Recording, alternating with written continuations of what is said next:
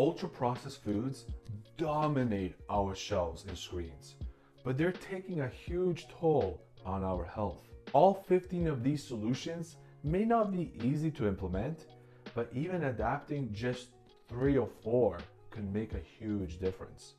So here are 15 effective strategies to limit ultra-processed food consumption and steer people toward healthier choices. Number 1, increase serving size transparency on packaging. Many snacks like M&Ms or chips list calories for small portions, even though most people eat the entire bag or at least half of it.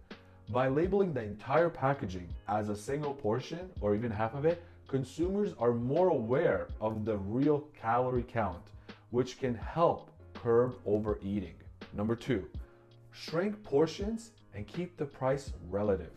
Reduce the packaging size of ultra-processed foods, offering only smaller portions while keeping the price proportional.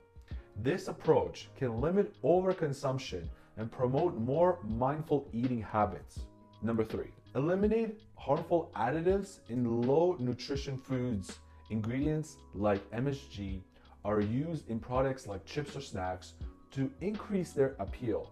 Limiting the use of addictive additives in ultra-processed, low nutrition foods could help reduce cravings. Reserve such ingredients more for nutrient-dense foods to support healthier choices. Number 4, educate people, educate parents and schools on the dangers of ultra-processed foods. Targeting educational efforts at parents and schools to raise awareness about the harmful effects of ultra-processed foods. In the American education systems, substantial funding is invested in schools, yet much of that education does not translate into practical real-life applications.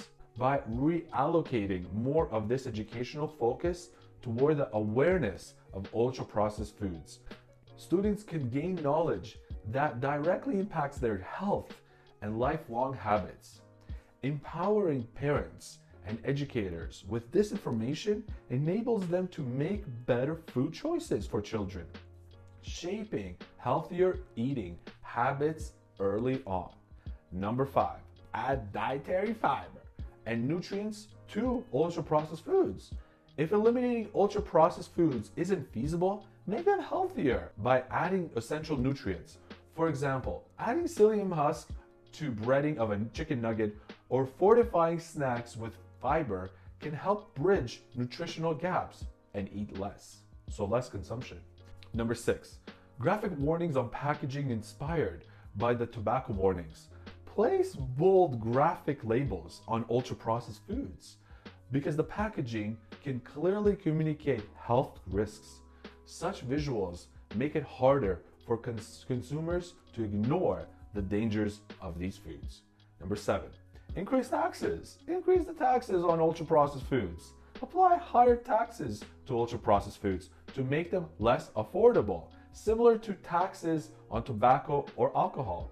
This revenue could offset healthcare costs associated with diet-related diseases or fund the healthcare costs from these taxes. Number 8, age restrictions on ultra-processed foods, like again, the tobacco or alcohol. Consider an age restrictions on ultra-processed foods, limiting access to individuals over a certain age.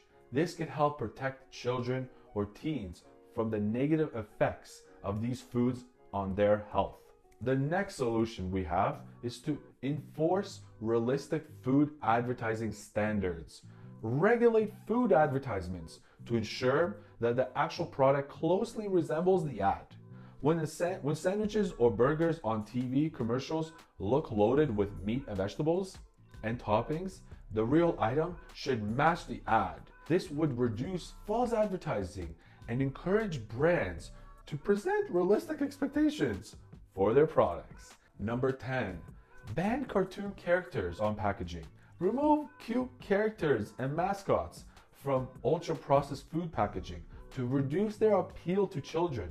By eliminating these designs, we can help curb young audiences' interest in unhealthy snacks. The next one is limit TV ads targeting kids.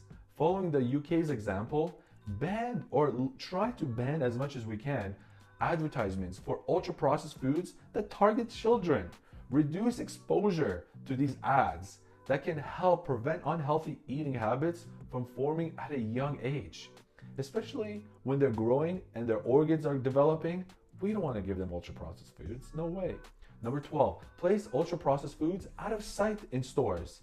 Keep ultra-processed foods on a higher shelf level, away from a direct line of a sight of a child or parent. By placing them out of reach, stores can help reduce impulse purchases. Number 13, highlight nutritional benefits in the produce section. Promote whole foods by showcasing their nutritional benefits in the produce section. For instance, signs could highlight that broccoli is rich in vitamin B and C, or that apple supports heart health. Encouraging shoppers to choose whole foods over ultra-processed foods is a huge plus. Number 14, introduce reward programs for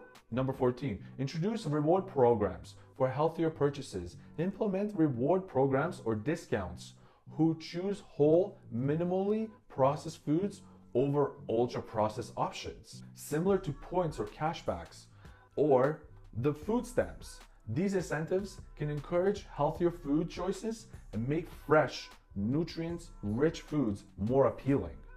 Number 15, promote ingredients transparency for consumers. Make ingredients lists clear and more accessible so consumers know exactly what in ultra-processed foods include. Straightforward, nothing that someone cannot understand what it means. Straightforward labels and easy-to-read ingredients list can empower people to make healthier choices.